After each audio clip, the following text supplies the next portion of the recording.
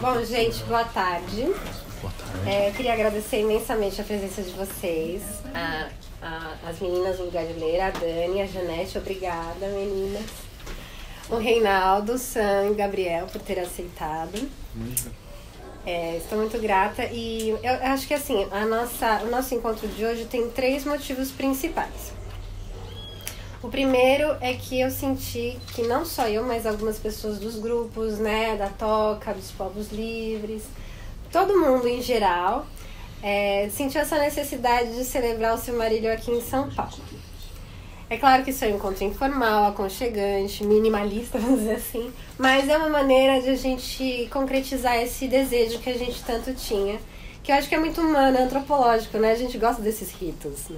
Por mais que tenha essas ações na internet, é diferente quando você encontra as pessoas, celebra como uma festa de aniversário, de casamento, faz parte aí do ser humano.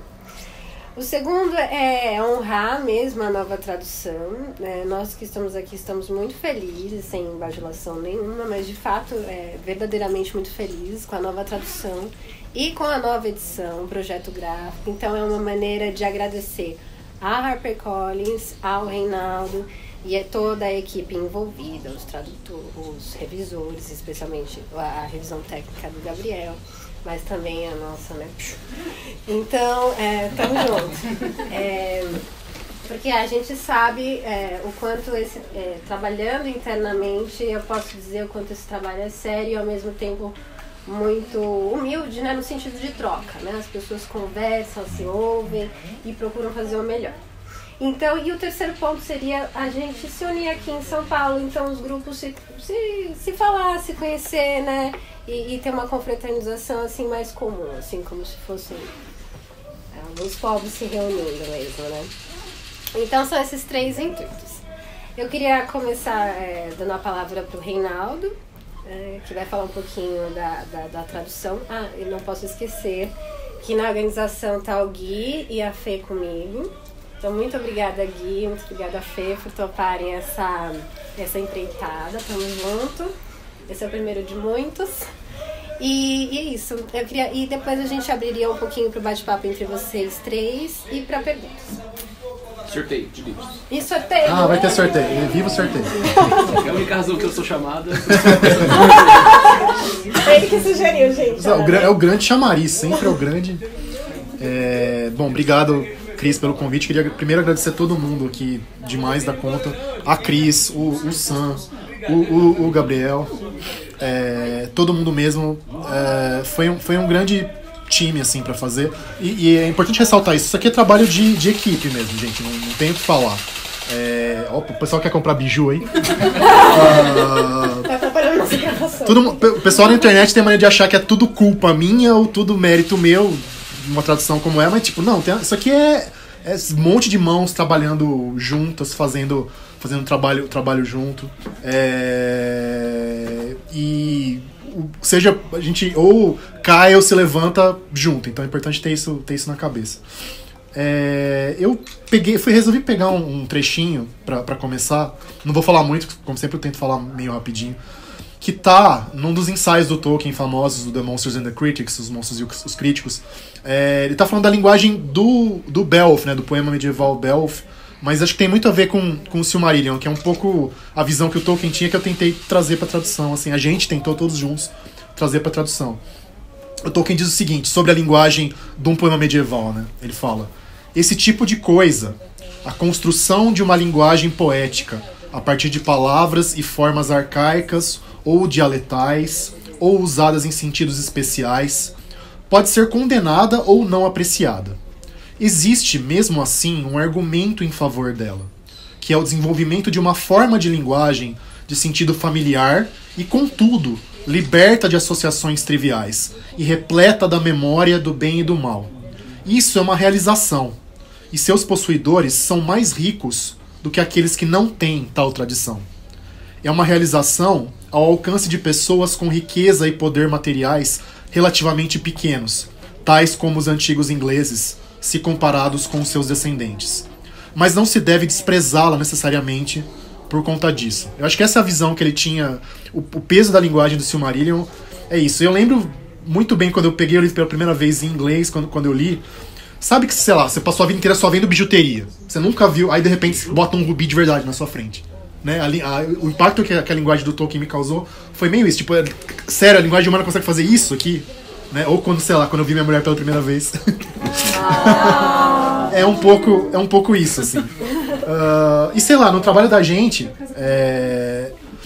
eu queria deixar claro pra vocês que pra nós, acho que assim como pro Tolkien, nenhum detalhe é casual. Assim, a gente tentou pensar realmente, por mais que às vezes a gente tenha dado umas tropeçadas que vão ser melhoradas cada vez mais, a gente tentou pensar em cada detalhe. Uma coisa boba como os numerais. Não sei se chegaram a procurar vocês na internet e perguntaram, pô, mas tá certo isso aqui? A hora que fala do Beor, o velho, né, o primeiro ser humano a ficar amigo dos elfos, fala, Beor viveu 3,90 anos. Tipo, tá certo? Não, tá certo. A ordem em inglês é assim, que não é ordem usual em inglês moderno, mas que era a ordem usual em anglo-saxão, em inglês antigo, e acho que ainda é em alemão, né? Você fala 54, né? 54, você ainda fala 4,50, né? Que é a ordem tradicional dos numerais em idiomas germânicos, exato. Né? Tentar mostrar essa linguagem que ela não é espalhadona, né? Ela não é uma coisa assim barroca. Ela é seca, ela é econômica. Nisso chega perto da Bíblia também por causa disso. É tudo muito centrado, assim, fechadinho. É um pouco como, em vez de você construir uma coisa, um castelo todo cheio de firula, você faz aquela casinha sólida com pedra, assim. É um pouco isso. E acho que a gente tentou também não desfazer a teia de linguagem, a teia de palavras e sentidos que o Tolkien faz, repetindo ou pegando coisas que estão no mesmo campo de sentido, no mesmo campo semântico, né? Como no Ainulindale, que é um negócio, né? A criação do mundo por meio da música. Então a gente tentou usar sempre termos que tivessem realmente a ver com a linguagem musical em português. Às vezes eu sofri, por exemplo, a pensar em Discord, né? Porque não é, você tem a tendência a passar para discórdia. Aí ficou desacordo, porque eu sei que é um termo que pode ser usado também em música. Pensar em como as palavras são todas amarradinhas. E outra coisa também que eu acho muito legal, e quando vocês lerem, e quem sabe compararem com o inglês, acho que dá pra tentar ver isso na tradução, que é como é uma linguagem cheia de ecos, de repetições lógicas e de sentido e de palavras, que é uma coisa também bem bíblica. Tem um livro do Robert Alter, que é um cara que estuda a Bíblia pelo viés literário, e ele fala muito disso, dessas repetições de palavras-chave. Então, por exemplo, na passagem do Beren e da Lúthien, quando o Beren está conversando com o Thingol, né, aquela pai, né, sogro e genro quase pegando na garganta um do outro no começo, aparece a palavra merecer várias vezes. Então é merecer, merecimento, que é earn em inglês. Então, quando eu tinha essas coisinhas, tipo, parece um sininho tocando assim no texto, plim, né? E pra marcar realmente aquela palavra-chave, uma coisa que a gente tentou manter também. A gente realmente quis olhar pros detalhes que fazem o texto do Silmarillion ser tão único e tão diferente de qualquer coisa que tá na literatura hoje, talvez. Quer dizer, depois do Tolkien não, porque apareceu um monte de imitadores, né? Mas quando o Tolkien escreveu isso, depois da morte dele foi publicado, não tinha nada parecido. A gente tentou realmente manter isso. E, de novo, embora eu tenha ganhado fama de meio arrogante na internet nos últimos tempos, né? Realmente dá pra vocês uma mensagem aqui de humildade. Eu sei que quando eu pego, assim, o texto, eu falo, ó, cara, que triste, porque eu não cheguei lá. Eu sei que eu não cheguei lá. Faltava coisa, mas é sempre uma tentativa de chegar nesse tom que o Tolkien tinha. E é isso, acho que é isso. Obrigado, gente.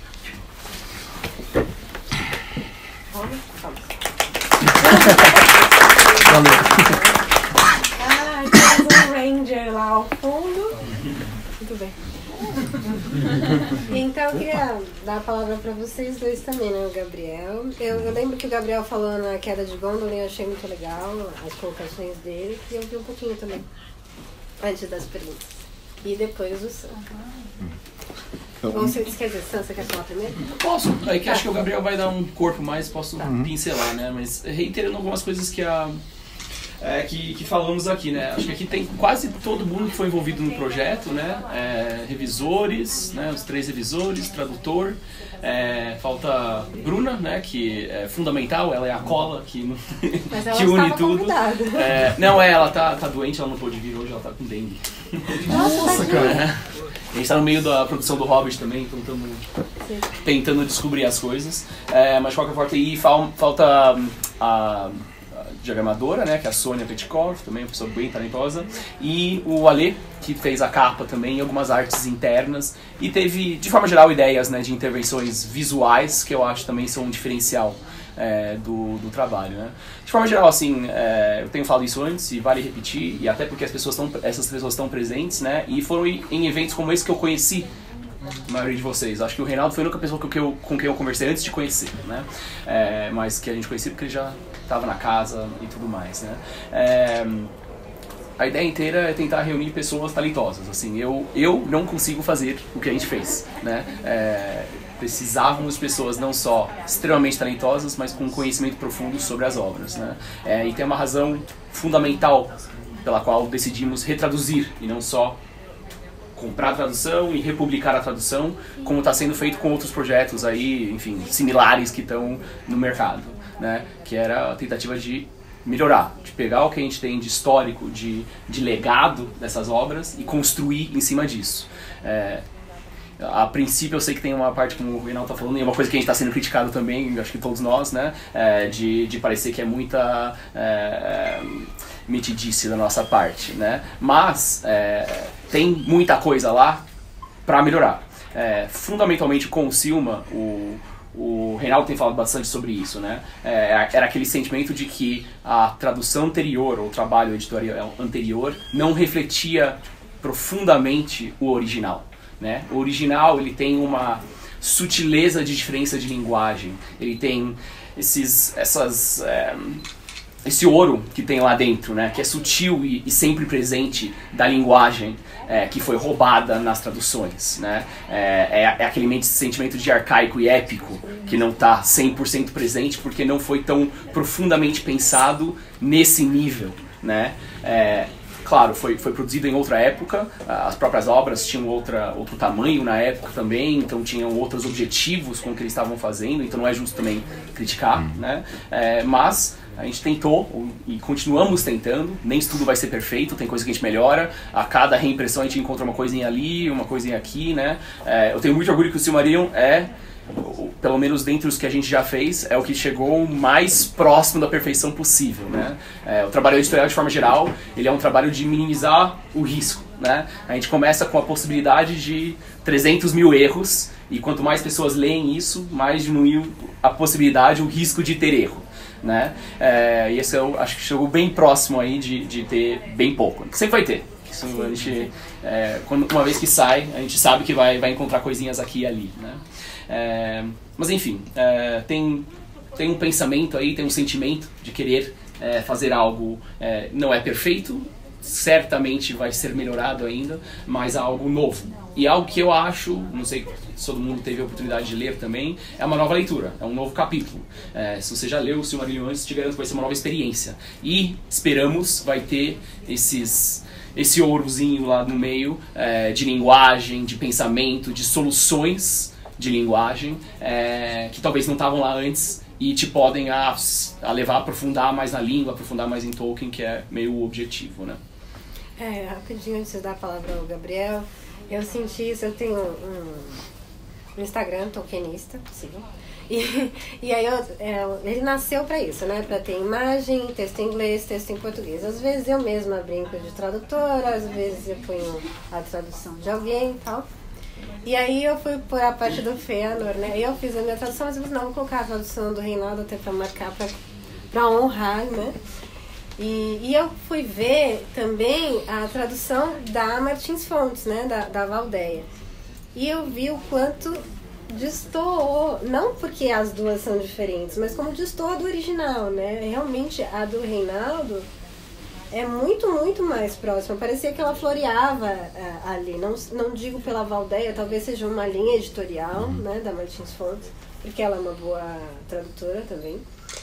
Mas você vê como você está sentindo muito mais o efeito do original no português. Outra coisa que eu queria também dizer que o Ale foi convidado, infelizmente ele não pôde vir aqui para a conversa. Tinha outro compromisso. Um outro ponto que eu queria falar sobre o Silmarillion, então, o Reinaldo já tocou na parte da linguagem, né, que é a questão do trabalho que o Tolkien faz com as fontes que inspiraram ele, né? Porque muitas partes do Silmarillion são recriações dele, vamos dizer assim, sobre a visão dele de coisas que ele já havia lido, havia se inspirado, e resolveu, seja para preencher lacunas das histórias originais onde havia, ou remodelar e inserir dentro daquele legendário que ele estava moldando. Isso permeia o texto inteiro, né? Às vezes são coisas difíceis de ser encontradas, ecos bem tênues, mas tem coisas que são paralelos óbvios, tipo o Túrin, né? A versão dele do Culeiro, do Kalevala. A própria questão do combate que tem entre o confronto com canções entre a Lúthien, o Sauron e o Finrod. Também é um eco do Kalevala, onde os personagens principais são menestréis, guerreiros, assim, mágicos.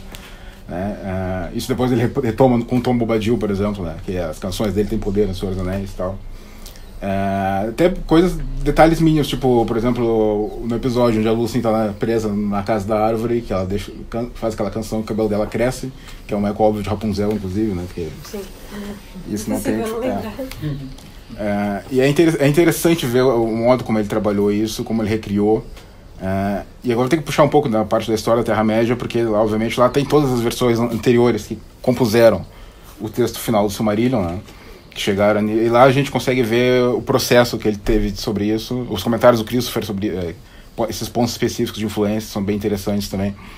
E é interessante ler isso aqui, esse trabalho que ele fez, e isso desperta uma curiosidade na gente. Obviamente, quando lendo a história da Terra-média, a gente vai saber, Terra-média, ele tirou isso daqui, né, ele se inspirou por isso, ou ler as cartas, né, que ele cita bastante as influências, ou a biografia, que é depois a gente ir atrás dessas próprias fontes e ler. Eu, por exemplo, fiquei sabendo a maioria desses materiais que foram inspirados pelo Tolkien, que inspiraram o Tolkien, eu fui ler depois de ter lido o Tolkien, porque eu não sabia nem da existência deles, as sagas islandesas, né, essas coisas.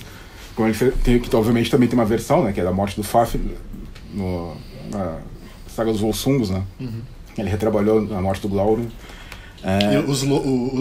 O lobo que vai matando os companheiros do Finrod também é da saga dos Volsungus também, o lobinho. Então tem muitas coisas que, né, são pontuadas aí e leva a gente, abre um leque enorme para outras obras literárias, que isso para mim foi muito interessante, foi o que me levou para a tradução, foi ler Tolkien, descobrir essas outras obras, querer traduzir essas outras obras, estudar essas outras línguas onde essas obras foram escritas.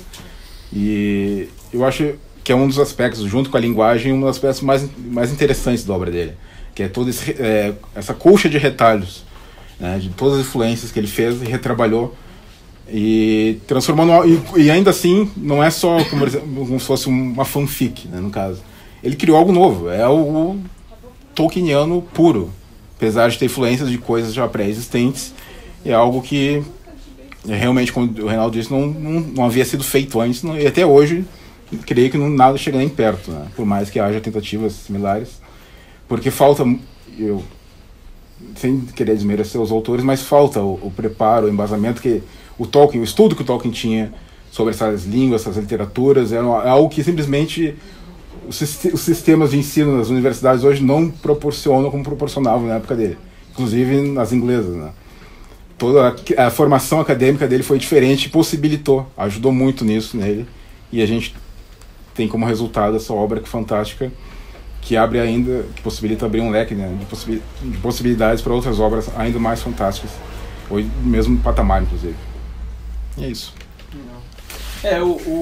Fazer uma adição aqui também que vocês estavam falando, de forma geral, com o que a gente tem de histórico já de outras traduções, o que a gente tem agora com essa nova tradução, né, ele abre leques de discussão sobre o processo de tradução mesmo, né, e até o efeito comparativo a essas traduções, né, cria mais desse legado e dessa discussão, né, que eu espero que seja uma coisa, eu acho válido ler as duas traduções, ler comparando o verso a inicial. A gente tentou proporcionar em medida menor, né, né, esse efeito de estudo, principalmente nos versos, né, que todos os versos, a gente tomou uma decisão que todos os versos estão dispostos em inglês também lá, né, porque o verso é o mais difícil, né, o Reinaldo sabe disso, que com certeza é a parte que mais assusta quando você senta para traduzir Tolkien, né, porque não é só significado, né, é ritmo, é métrica, é esse pensamento do Tolkien que podia ser cantado, né, que a gente estava até falando antes aqui, que é uma coisa que o Ronald, quando ele traduz poesia, o Ronald Alves é o outro tradutor, né, que está trabalhando com a gente junto também. O Ronald também não pôde vir, mas é por motivos de saúde, mas ele... Mas é algo que o Ronald preza muito, né, que é essa coisa de poder ser cantado, assim como o Tolkien queria que fosse cantado. Né? É o que vocês vão ver na tradução nova dele de Senhor dos Anéis. Isso. Dos poemas são bem diferentes nesse tem sentido. Tem soluções novas e são soluções pensadas de formas distintas, porque poesia, assim, é complexíssimo, né?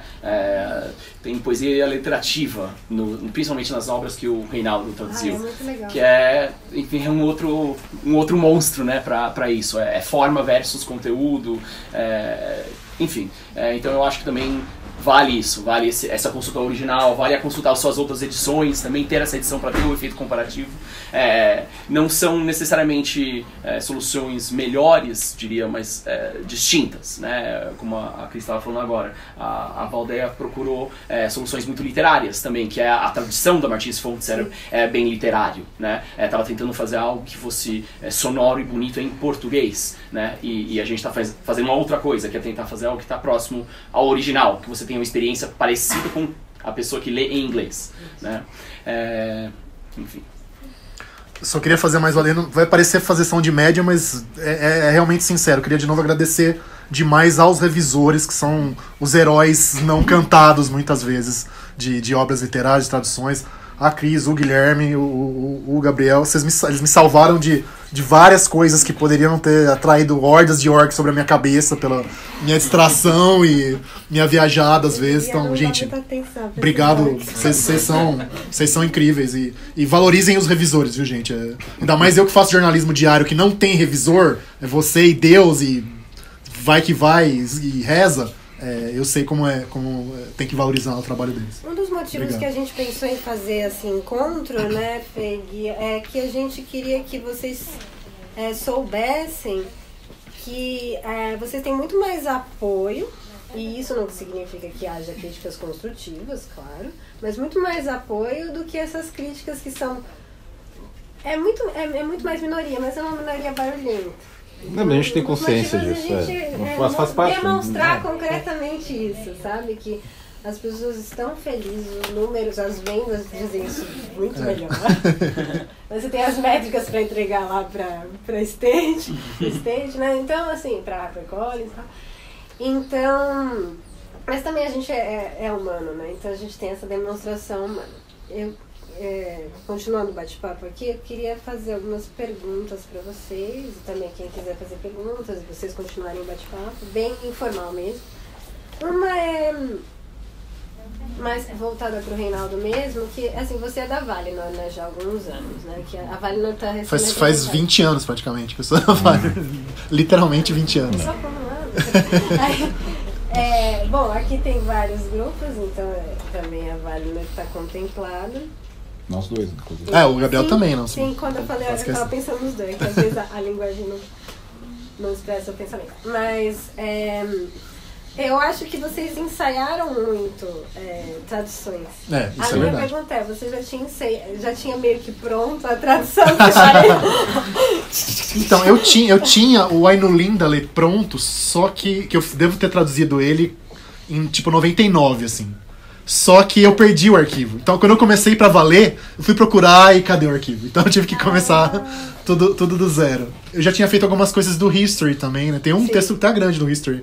Sim. Aliás, a Valinor tá numa zona cinzenta legal. Tem várias traduções, porque tem várias traduções de trechos do History. Até grandinhos lá, tal, no site e tal, mas... Que não vão estar mais, né? Gente, pega agora! Logo acho mais que vai ser vai ter complicado. vai ser difícil. Vai ser complicado. Conforme for publicando os livros, a gente vai Salve tirando, pode antes ser? da repetir. Mas sim, a gente ensaiou demais, né? Eu não tô nem olhando pra ele, tô tentando saber qual que é o olhar. Mas sim, a gente ensaiou demais, assim, totalmente pelo prazer de fazer. Poema literativo também. E no meu caso também tive a sorte de poder fazer um mestrado e um doutorado. O mestrado foi bem prático, né? Foi basicamente tradução comentada, então deu pra mexer com vários tipos de linguagem. Eu escolhi um livro que era justamente vários tipos de linguagem, né? Que tinha conto, tinha ensaio, tinha 2 tipos diferentes de poema. Então eu tava treinadinho, assim, de certa maneira. Eu fiz essa piada sobre a Valinor, mas os textos que estão na Valinor são a razão principal que te ofereci inicialmente também a tradução, até porque eu não te conheci em pessoa, né? Tanto que as outras pessoas que participaram sabem que a gente passa um processo de se conhecer, de conquistar a confiança, e você foi a pessoa que ganhou de cara, e é porque eu já conheci um pouco do trabalho já, então sabia que ia pra algum lugar, né? E tanto que o primeiro livro que a gente conversou não foi o primeiro que saiu, o primeiro que a gente conversou foi o Silmarillion, né? A hora que a gente conversou no começo, essa é uma história que talvez nem todo mundo conheça, a gente começou a conversar, ele me contou do projeto, que a ideia era lançar tudo no Brasil e tal, e no fim ele falou, o que você acha que você pode contribuir? Aí eu falei, cara, eu quero traduzir o Silmarillion. Primeira coisa, assim, pidão na hora, e ele falou, tá bom, pode. Eu falei, nossa, fácil assim, né?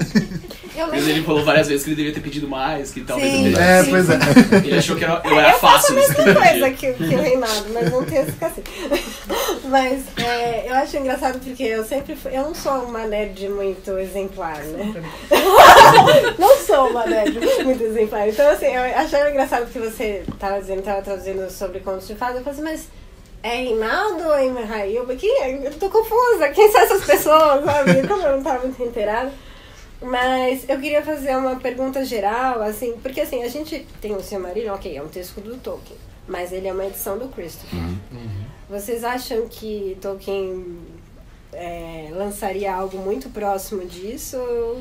Especulações, né? Porque a gente nunca vai saber, mas qual o palpite de vocês? Na verdade, eu acho que sim, porque acho que teria virado outra coisa. Eu também acho que não. Se tivesse interferência dos editores, né, realmente pode, mas o Tolkien lá naquela parte que ele chegou no desespero já, ele queria publicar, tava topando qualquer coisa para publicar o Silmarillion, naquele estado que estava, naquele momento já estava bem diferente do que chegou. Mas depois que negaram, será que ele não mudaria e não inventaria um monte de livro? Não, então, porque ele não parou de mexer. Até 100 anos. Ele não parou de mexer no texto, né, até morrer. Então, não dá. Que forma ele teria, né? Não sei, mas. Nossa, super complicado. Quer falar primeiro? Assim, né? Não, pode falar. A impressão que dá é que seria, talvez a narrativa geral, sei lá, o Quenta Silmarillion seria parecido com o que a gente tem hoje, mas teria um montão de apêndices, eu acho, tipo Senhor dos Anéis, apêndices enormes. Então, porque tipo. Não é muito literatura, né? Eu acho que ele podia transformar em literatura. Ou eu desejaria que fosse assim. Ele podia transformar como o Senhor dos Anéis é literatura. O Silmarillion e não é literatura, ele é uma mitologia, mas não tem um formato exatamente literário, não tem muitos diálogos. Ele é um compêndio, né? A ideia é como se fosse um... Será que ele transformaria em vários livros literários? Talvez se ele conseguisse fazer as Great Tales no formato longo. Que nem ele fez. Como ele fez. Os Filhos de Húrin foi quase, né? Filhos de Húrin bateu na trave. Mas acho que ele talvez fizesse livros separados. Sim. Dos grandes contos, né? Filhos de Húrin, Beren e Lúthien, Queda de Gondor. Então, talvez ele fizesse como livros separados. Mas o negócio espalhou demais, talvez, né? Oi? Talvez o próprio Akalaber. Talvez, mas o Caleb ele tem bem a cara do... O jeitão dele é bem... enxuto, né? Parece com Quenta Silmarillion, né? Sim. Enfim, especulações aqui, gente. A verdade é que aconteceu por uma razão, que ele não conseguia ir nessa direção, né? São muitas histórias dentro de uma história só. Provavelmente tem exatamente o que você estava falando. Tem 20 Senhor dos Anéis aí dentro. Sim. E a gente pula por várias etapas enormes onde tem história. Né? Tanto que o editor dele, né, na época, o Stanley Ewing, que publicou o Hobbit no início, depois Senhor dos Anéis, e ele aconselhou o filho, né, depois assumiu, o Rain, que... Ele perguntou pro pai, né, discutindo as obras do Tolkien lá, que a gente vai publicar, não sei o que. O Silmarillion, isso o editor falando, né, o pai. O Silmarillion é uma obra para ser tirado o conteúdo dela, né, para ser usada... Ser minerada, ele tá falando minerada para ser usada no Senhor, não para ser publicada daquele jeito, sabe? Então, porque ele tinha a cabeça de autor, né? E essa carta acabou chegando na mão do Tolkien depois que não era pra ele ver, ele ficou meio puto com os caras, mas tá. Acho que a gente, Ele até entendeu agora, que era coisa a gente extra. foi roubado um pouco disso também, né? Que o estate, de forma geral, tem sido bem conservador com tudo que sai daquilo. Então, o Christopher virou o dono do legado, né? Então ele direciona esse legado, ele pauta esse legado, né? Acho que ano que vem a gente vai ter, né, começo dessa série da Amazon, a gente vai começar a ter um pouco de janela para outra direção, né? Que é, enfim... Quando deixa de ter esse gatekeeper, essa pessoa que fixa para onde o legado vai e pensa a cada detalhe, né? A gente tem um processo bem complexo. Toda pequena coisa que a gente quer adicionar a esses livros é um processo complexíssimo de discussão, porque eles são muito cautelosos com o que é associado, né? Até a própria... o que está saindo agora, a biografia, né? O filme, o biopic, né? Que está saindo com ele. Enfim, eu tenho uma interpretação distinta do que eles falaram sobre isso. Eles não falaram... que eles discordam no filme, o que eles falam, a gente não está envolvido, não faz parte do nosso direcionamento do legado, né? Enfim, tem... Galadriel, gente! Genial. Tudo bem? Como o Gabriel falou agora, tem muito a ser minerado dessas histórias e do potencial dessas histórias, né? E como não tem eles vão minerar bastante, vai ter muita série. Pode apostar. Eu acho que assim, aquela postura da Dimitra Femi, né? Que ela pôs no Twitter. Vamos ver primeiro e depois a gente vai opinar, né? Tem muita especulação antes e eu acho que a postura dela é bem fada sensata, né? Eu queria seguir esse caminho. Eu queria perguntar, e aí eu parar, que deixa para as pessoas perguntar, mas como que foi a primeira vez que vocês leram Silmarillion? Conta pra gente. Quem começa? Eu posso começar. Começa? Silmarillion? Na verdade, a primeira vez que eu li, a gente tava morando no Brasil já, eu já tinha me mudado pra cá, tinha uns 14 anos de idade, eu li ele inteiro, sentado na Livraria Cultura lá do Conjunto Nacional. Em português? Não, em inglês. De uma sentada? Com 14 anos? Eu acho que foi uns 2 dias, assim. Absurdo! É por isso que está onde está, não é mesmo? Não, é uma época que tinha muito livro em inglês, né, na Livraria Cultura. Sim. Tô dizendo isso também porque acho que tem um saudosismo da Livraria Cultura agora, certo? Que tá outra coisa, enfim, virou um outro processo. Mas acho que todo mundo que gosta de livros tem algum... Em São Paulo tem algum momento onde sentou, leu, teve naquele ambiente e amou livros, né? Enfim, então minha memória de ler é sentado lá, assim, passar o dia inteiro, porque eu fazia isso muito, né? Que era pra não comprar livro, você senta e lê e fica lá lendo o dia inteiro, né? Mas não foi um dia que você leu? Não, acho que deve ter sido mais de um dia. Eu lembro de ter lido ele inteiro sentado lá, mas eu não lembro quanto tempo demorou. Assim. E aí, qual foi a sua impressão, assim, um garotinho de 14 anos? Minha impressão na época, eu acho que eu achava que entendia, eu tava no auge da minha metidice, com certeza literária, é a razão que eu tava sentando lá, tipo, no meu tempo livre, né, e lendo, então eu acho que eu achava que eu entendia muito mais do que eu tava entendendo, e parecido com o que o Gabriel falou aqui, assim, é uma porta para muitas outras... abre muitas outras portas, né? E principalmente portas mitológicas. Foi aí que eu comecei a entrar em outros caminhos, assim. Minha memória é essa também, né? E claro, você internaliza aquilo vira parte da sua identidade quando você lê algo também, né? Então tem algo aí também que era eu sei mais, enfim, fui pra outro lugar. Mas não foi o seu primeiro livro do Tolkien, né? Não. Pra quem não sabe, fui criado no exterior, né? E minha mãe leu os livros pra mim quando eu tinha, assim, 5 anos de idade. Foi os primeiros contatos que eu tive. Depois eu li também no ensino médio, nos Estados Unidos. O Hobbit e Senhor dos Anéis, no caso. O Hobbit eu li no ensino médio, Senhor dos Anéis no high school, né? Uhum. Eu faço isso com minha filha. Eu leio. Minha mulher leu o Hobbit e o Senhor dos Anéis inteiro. Minha mãe leu pra mim os livros e a gente tinha umas fitas também. Senhor dos Anéis não dá. Tinha as fitas do audiobook? Tinha umas fitas que eram as vozes com sotaque inglês, então eram umas fitas que minha mãe tocava pra gente dormir também. Genial. Está explicado, gente. Tem filhos, já vai trabalhando.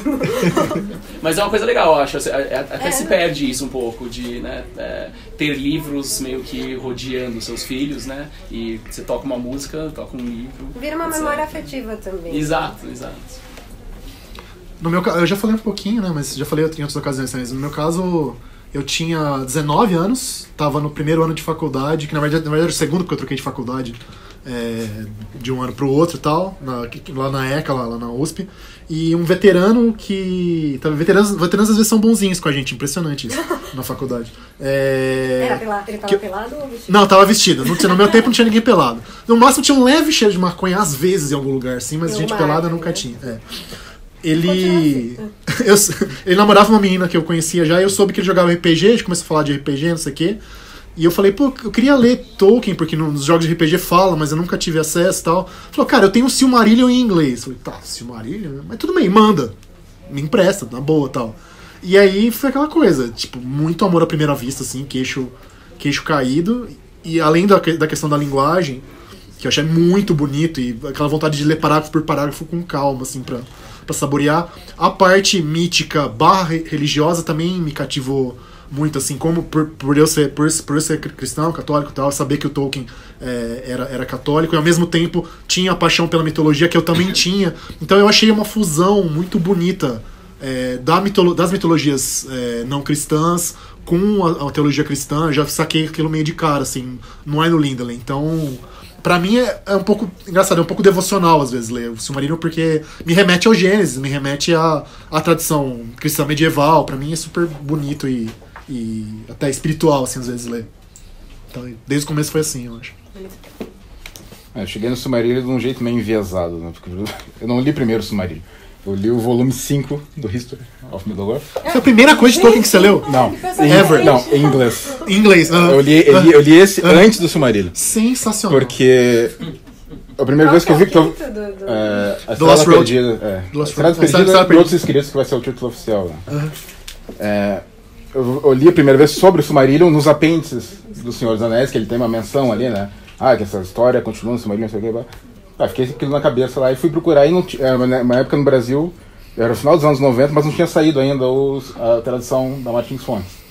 E era difícil achar mesmo os livros do Tolkien em inglês. Aí por acaso entrei numa Siciliano, que nem, né, não existe mais. E foi na sessão de pockets em inglês lá, e por acaso tinha aquele lá, Tolkien, que é isso? Aí comecei a folhear e vinha Quenta Silmarillion, é isso aqui, tipo. Eu comprei o livro meio sem saber o que era, nem sabia que existia a história da Terra-média, né, a série. Isso antes da internet, não tinha internet, não tinha nada pra pesquisar essas coisas. Naquela época, nem mesmo que tivesse, não ia achar nada. Aí fui pra casa, tentei, meu inglês na época era bem regular, na verdade. Tentei ler que lá, tá meio difícil isso aqui, então eu peguei e sentei com um livro, um dicionário do lado, um caderno, e comecei a traduzir o livro na mão, a lápis. Eu tenho esse caderno até hoje. Opa. Tanto que esse é o livro que eu fico insistindo. O cara guarda mais as coisas do que eu devia ter guardado mais as coisas. Toda vez que a gente fala de História da Terra-média no grupo, né, que tem todos os Ele vai contar essa história. Todo mundo fala, todo mundo fala o livro que quer. Esse eu tô sempre eu vou fazer o 10. Eu nem falo o 5, embora eu gosto muito do 5 também, porque eu sei que o Gabriel me mata. Vai aparecer. É um volume que tem de tudo, e tem inclusive a versão final, vamos dizer assim, do Quenta Silmarillion, que foi onde o Christopher se baseou mais para fazer o Silmarillion publicado que a gente tem. Né? Okay. E eu li primeira vez assim, nessa na versão primitiva da coisa. E depois, quando saiu a tradução da Martins Fontes, eu fui atrás ali, que aí eu entendi tudo, comecei a fazer as ligações. Aí achei uma conexão de internet em algum lugar, entrei na Amazon na época, nos anos 90 ainda, e encomendei todos os outros volumes da História da Terra-média que faltava. E agora entrei de cabeça de vez. Né? E eu só consegui fazer quando eu tive 2 anos de bolsa da FAPESP, iniciação científica. Minha bolsa da FAPESP foi inteira gasta em History of Middle-earth também. Tipo, mais nada eu gastei. Me dá uma bolsa, tô precisando. Bom, gente, por favor, né? Quer xingar a gente? Mandar nossas almas pra Angband por toda a eternidade? Esse é meu marido. Pra constrangê-lo. Constrangê-lo bem para constrangê-lo sem. Senta aqui. Eu tenho uma pergunta.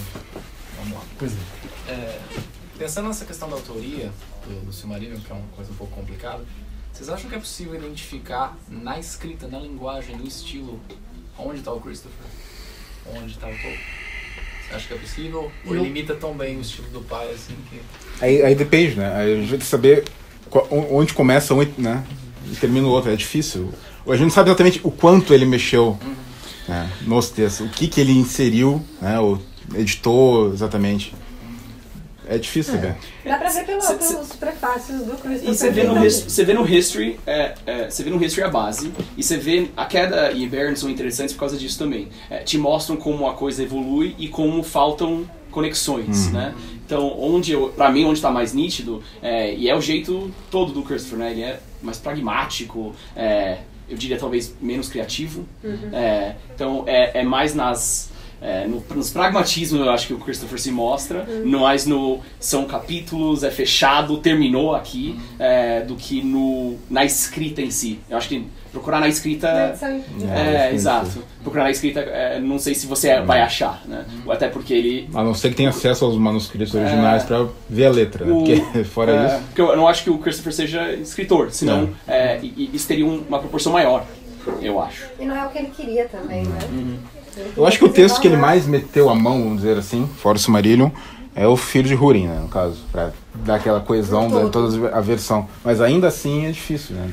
E o Filho de Húrin tá muito bem. Soa, pra mim é só Tolkien pai ali, no caso, né? É porque eu acho que ele deve ter dado muitos elementos pra isso. O capítulo-chave que eu acho que dá pra ver, mas é que tá. O problema é saber o ovo e a galinha, né? Eu acho que dá pra ver, mas é que eu já sei que ali foi muito mexido. É a ruína de Doriath, né? Que ali realmente não tinha praticamente texto nenhum mais recente. E ali o Christopher teve que escrever... Era só rascunhos, né? Normalmente o Christopher só cola, né? Às vezes troca um pronome aqui, troca um nome ali e tal. Ali ele teve que escrever e eu, no ouvido, acho que eu noto que tá um pouquinho... peraí, isso aqui, sei lá. Mas é porque eu já sei que ele mexeu muito, então pode ser mais uma coisa mais psicológica do que outra coisa. Mas no geral eu acho que é mais... E depois ele fez um meia-culpa, inclusive, dessa mexida que ele deu, né? E do Gil-galad, né? O Gil-galad também é outro grande arrependimento. Ele fica lá se autoflagelando pelo Gil-galad até hoje, coitado. Que não era pra ser filho do Fingon e não sei o que. Tem umas... A gente sabe disso, que a gente vê isso toda hora no trabalho que a gente tá fazendo. Tem mais inconsistências na edição, né? Que faz parte do processo. Sim. Tipo? Sim. São essas coisas que a gente sempre... Você tava falando pra gente antes, quando a gente tava falando aqui. Caixa alto, caixa baixo, diferente em lugares diferentes, ter hífen em um lugar não ter, essas coisinhas que são quando você mexe no texto, e ele quem mais mexe, não tem um editor dentro da Harper UK que mexe nesses livros. O Christopher é o editor, né? Ninguém toca nesse texto. O que eles fazem eles fazem apontamentos pro Christopher, isso aqui, aquilo, etc. E é também uma pessoa de 90 e poucos anos, que tinha uma parte bem fascinante sobre os arquivos que a gente foi recebendo da queda, né? Que a gente estava tentando fazer simultâneo, então a gente estava fazendo junto com o Christopher mexendo nesse texto. Então a gente recebia uma versão, e daí com as marcas em lápis dos editores de lá. Sim. E daí uma versão depois, onde ele aceitava ou não isso, né? Mudou o nome de capítulo, mudou um monte de coisa. Exato. Você que mais viu as mudanças. Porque a gente tentou não olhar também muitas das coisas que estavam entrando porque influencia o que a gente achava que era, essa memória. Enfim, afeta a memória nisso aí, né? Uma coisa também... acho que o grande lance de qualquer maneira, é o final do Quenta Silmarillion. Ali a coisa é brava. Então, fora essa coisa da ruína de Doriath, na parte do Eärendil, por exemplo, ele tá usando um texto que é do Tolkien, deu pra ver muito bem isso quando a gente pegou a Queda de Gondolin, só que é um texto que foi escrito nos anos 20, né? Então, vai saber se o Tolkien tivesse reescrito aquilo nos anos 50, quão diferente seria? Provavelmente muito, né? Então... Será que teria uma história mais desenvolvida do Eärendil? O Ferreiro de Bosque Grande foi o último que ele escreveu, né? O último conto, né? Sim. 70, acho que já... Quase 70, né? Quase, 67. Já era um outro tom, né? Tudo bem que não é o legendário, mas já é um outro... Sei lá, eu acho muito parecido com Leaf by Nigel, com Folha de Cisco. Porque é um conto também, esse formato. Mas sei lá. É mais poético, parece, assim, né? Mais maravilhamento. Né? Sim. Quem que vocês acham que vai entrar no lugar do Christopher? Nossa, eu não conheço a família bem pra opinar, assim. Quem vai ser o grande editor? Porque eu acho que não vai ter nenhum tipo de material novo, que nem ele vinha publicando assim. Eles vão administrar o que já está no mercado. A forma que está, de forma geral, já está bem distinta, né? O Christopher sempre foi a cabeça do Stay, né? Agora é muito mais advogados que são a cabeça. É a razão que a gente vai ter série da Amazon, né? Vai ser diferente. Pelo que as pessoas falam, ainda também não sei, tem muito buchicho na internet sobre isso, tinha na década passada, inclusive, que ainda tem um material inédito grande das línguas élficas maduras, né? Das línguas élficas da época do Senhor dos Anéis Que seria o que vai, e não as fases mais antigas lá do Lost Tales. E talvez tenha uma gramática quase completa de Quenya aí. Não sei, mas também dizem que é um material que tá muito bagunçado, que é muita coisa, só que pra ordenar... Sido publicado, né, periodicamente nos aqueles jornais linguísticos. Parmail da Lamberon, essas coisas. Mas com uma frequência, né, terrível. Então, não sei. De repente, quem sabe a gente ganha uma gramática legal, né? mas...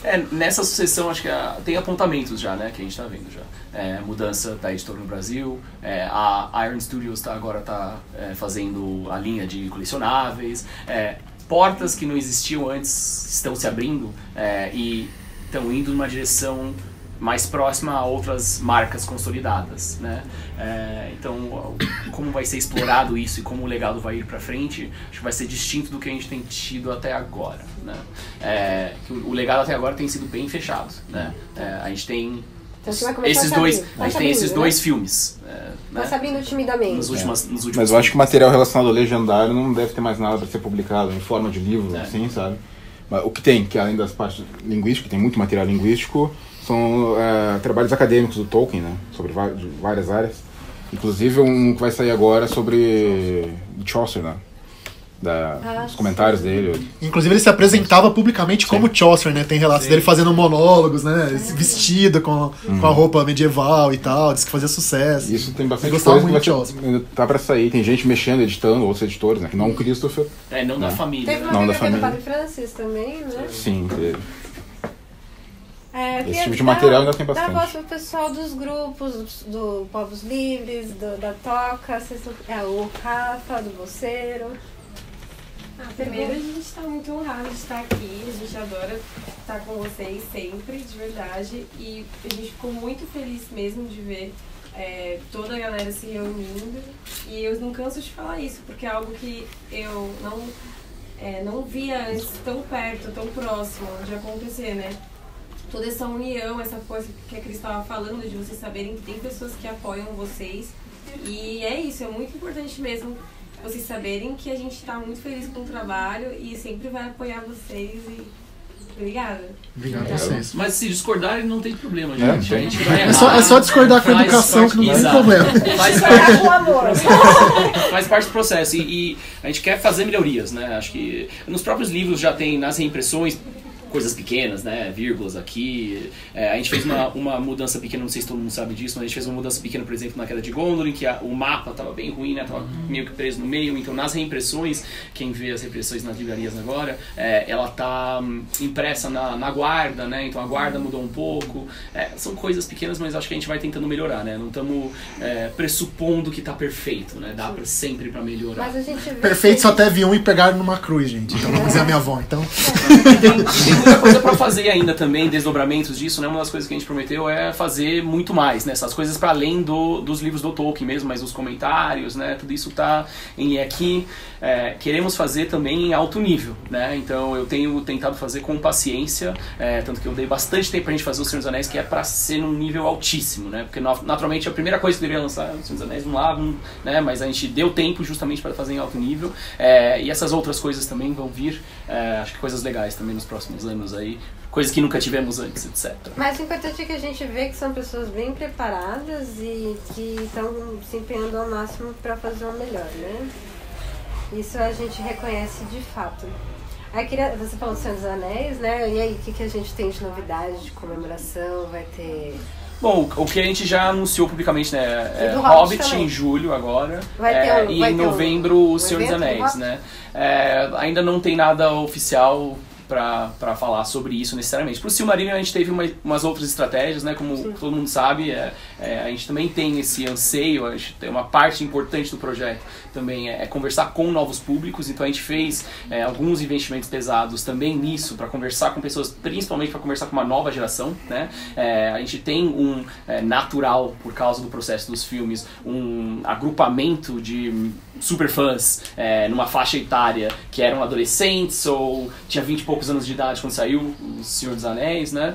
Os filmes do Senhor dos Anéis, né? E tem toda uma nova geração que não está sendo impactada do mesmo jeito que outros fandoms estão sendo impactados por novos produtos, novas coisas, né? Então a gente também quer dialogar nesse sentido, enfim, então a gente tinha algumas estratégias específicas pro Silmarillion, mas claro, com certeza vai ter eventos ainda, com certeza Teve o vai ter... Nerdcast, né, que foi muito legal. Teve um Nerdcast também, que teve uma repercussão, assim, deu pra animal. Teve foi um dos Nerdcasts mais baixados da história, teve 1.7 milhões de downloads, enfim. Foi o dia após o Nerdcast, foi o dia que mais vendeu o livro do Tolkien no Brasil na história. Foi um dia, tipo, vendeu muito o Silmarillion, né? Deu lista de mais vendidos, etc. Isso é uma sinalização. A maior parte do público que está ouvindo aquilo, muitas dessas pessoas não necessariamente leram o livro já. São geek de forma geral, né? Assim, faz parte disso, mas não é necessariamente uma parte, né, de identidade, ou nunca leu, etc, né? Enfim, então, coisas interessantes acontecendo e acho que o objetivo de todos nós, certo? Os grupos de fãs, a editora, é que mais pessoas leiam, né? Isso só acontece quando a gente dialoga junto nisso, né? Não é uma coisa nossa, né? Não é uma coisa só da gente. Eu falei isso várias vezes também, a gente está tentando criar livros que você possa presentear as pessoas, para que as pessoas possam conhecer também, né? A razão que eles estão do jeito que eles estão, né? Tem jeitos de fazer eles mais baratos. Tem jeito de fazer eles, enfim, vender por super barato, etc. Que também tem etapas para isso, mas tem uma parte aí que é criar algo que você tenha orgulho de presentear alguém, de falar, eu amo isso, você vai amar também, né? Mas o quanto ele é valoroso, né? Uma coisa que você levantou que eu acho interessante, que eu brinco com os meus amigos, é que assim, né, essas novas traduções tem as polêmicas e tal, né? Falei muito dos orcs, né? Que não poderia faltar na nossa conversa. Mas assim, o que a gente vê é que, ok, a gente está envelhecendo e a nova geração vai pegar isso como pronto, né? Como se fosse... Sim. Então, você está falando do Nerdcast, né? Pessoas que nem têm contato e isso é uma novidade para eles. Então, a vida continua. É o que eu falei, a gente conversou um pouco sobre isso também, assim, com certeza tem dezenas de milhares de pessoas que estão lendo a palavra orc pela primeira vez do jeito que tá, né? Tem centenas de milhares de livros já espalhados pelo Brasil com isso escrito, né? Uma coisa que eu diria, com certeza, a gente tem uma convicção de que não é um erro, é uma decisão editorial, né? Se fosse um erro, a gente teria retratado, falando, erramos, né? Foi um erro, não. Tolkien falou que não pode fazer isso, né? Isso é uma desinformação, não é um erro, né? É uma escolha de tradução e é uma escolha que, claro, tem repercussões. E foi uma decisão pensada, né? Foi uma coisa bem discutida. Acho que foi uma das coisas que a gente mais discutiu, na verdade. A gente sabia que ia dar polêmica, né? Trabalhar com o público de Tolkien é muito peculiar, né? Qualquer fandom, na verdade. Na verdade, do Tolkien... Qualquer fandom, mas será que qualquer fandom? Ou dentro desses fandoms esse sempre, é mais ainda? Não, eu acho que o Tolkien, até comparado com algum outro, é um dos mais calmos. A gente tá comparado com o fandom de Star Wars, ou gamers em geral, aliás, May the Fourth be with you, gente, né? May the Fourth be with you. A gente bem tranquilo, na verdade. A gente tá traçando uma parceria com a Iron, né? Que a Iron Studios, eles fazem aqueles colecionáveis, né? Eles têm uma loja espetacular lá na Gabriel, né? Qual muito é o nome legal. da loja? Iron Studios é o nome da empresa, né? Eles fazem esses colecionáveis, né? Sim. Enfim, e eles estão investindo pesadamente agora nessa linha. Não tinha antes, eles estão investindo pesadamente nessa linha, né? E conversando com eles, assim, a gente estava falando sobre essa questão do orc, etc. E os meninos que cuidam das redes deles estavam falando assim, tipo, é a nossa vida, assim, todos os fandoms têm isso, e o dos Senhor dos Anéis, ou de Tolkien, de forma geral, não é o pior, tem outros onde tem brigas, assim. Então é o acalanto, né, gente? Pessoal da Toca, o bolseiro, não querem falar? Vamos, amigos. O pessoal tá com fome, querendo jantar, é isso. Tá aí, então. Pode, claro. Assim, é um pouco polêmico, mas é que eu queria muito saber mesmo a opinião de vocês. Imagina. Porque, com relação à série, vocês estão com uma expectativa boa? Porque eu tenho medo, por exemplo, não tem o que aconteceu com a Talia? Então, vocês acham que vai acontecer algo assim? Tipo, vai acontecer uma coisa, tipo, total blockbuster que vai ferrar com a obra. Vocês acham que isso é possível? Porque dá um medo, assim, o fã que é quadrado, que eu sou um pouco assim, sabe? Eu tô tentando melhorar, mas porque assim, será que eles vão fazer algo pra vender que vai tirar um pouco do valor da obra só pela questão de vender? Porque acontece, tipo, por exemplo, Jogos Vorazes tem muitas mudanças, divergente, e esse é o meu medo. De verdade, sendo bem sincera, esse é o meu medo, porque se só pra agradar, vendi, ok, mas a essência ser perdida. Eu tenho muito medo dessa questão da essência, porque Tolkien é a coisa mais pura que tem. É a coisa que a gente consegue guardar de uma forma muito única. de todas essas obras que eu gosto e tal, Tolkien tem uma maneira de transmitir que não morreu. A essência de Tolkien, entende? Em qualquer sentido. Qualquer novidade de Tolkien. Agora, a série eu tô com medo. Queria saber de vocês, o que vocês esperam da série com relação a isso. Assim, sendo pragmático, por enquanto simplesmente não tem como opinar ainda. Não dá pra saber, né? Tá tudo muito, muito no ar. Assim, eu sou maluco no Akalabeth, assim. A Segunda Era, especialmente a Queda de Númenor, eu acho que é uma das histórias mais sensacionais do Legendário inteiro. Então, se fizerem direito com o foco justamente na questão da essência que você falou, é pra ser um negócio assim que eu sei que eu vou chorar que nem uma vaca velha assistindo esse negócio. Agora, Mas é lógico que eles querem vender. Isso aí é ponto passivo. Eles querem vender. Mas, assim, sendo esperançoso, justamente se eles desviarem demais dessa coisa essencial da obra, a chance de ser um tiro no pé comercial também fica alta, porque o core do público, né, a base do público vão ser os fãs depois que vai espalhar, né? Então, nesse ponto eu acho que dá pra ter um pouquinho de esperança que os caras não vão querer arregaçar. Que acha que aquilo é o core e engolir. Também tem o seguinte, a gente não sabe quanto do material do Tolkien eles realmente têm acesso, porque primeiro falaram, eles só têm direito de adaptação do Senhor dos Anéis e do Hobbit, como tava nos filmes. Aí você vai olhar, tem um relato da Queda de Númenor nos apêndices, mas tipo, cita nome, cita fatos, mas todo o resto, todos os detalhes vão...